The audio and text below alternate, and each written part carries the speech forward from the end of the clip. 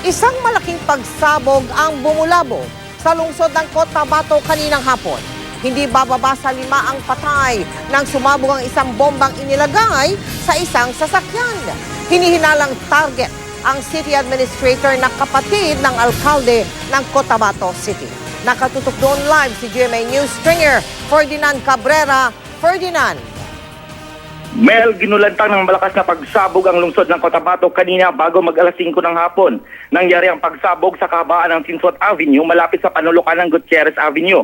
Hinihinalang ang sasakyan na nakaparada sa tabi ng daan ang pinanggalingan ng pagsabog. Nadamay din at tuluyang nasunog ang isang dumadaang puting Mitsubishi Estrada. Nasunog din ang karinderya kung saan nakaparada ang sumabog na sasakyan. Pati ang katabing funeral parlor ay nagliyab din. 4 ang dead on the spot habang isa naman ang binawian ng buhay sa ospital. Isa sa mga namatay ay pulis. 29 ang sugatan. Karamihan sa mga sugatan ay dinala sa Cotabato Regional and Medical Center, Notre Dame Hospital at Cotabato Emergency Hospital. Iniimbestigahan na ng pulisya at militar ang nangyaring pagsabog.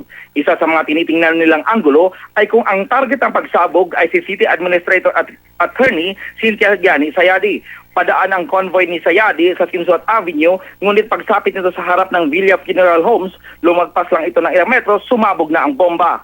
Mel? Ferdy, so kamusta na ang sitwasyon ngayon dyan?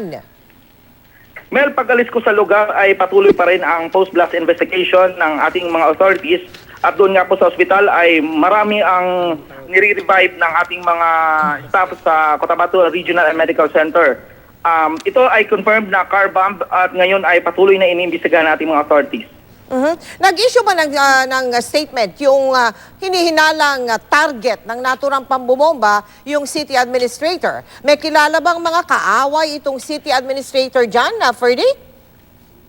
Well, sa pagkakaalam ko, marami siyang nakabangga na mga kalaban at sa isang statement na pinadaan sa executive secretary ng mayor ay sinabi nitong it's an act of terrorism pero sinasabi niyang maging kalmado lang ang mga taga Cotabato City sa mga pangyayaring ito at kaya naman nilang harapin ang mga problemang ito.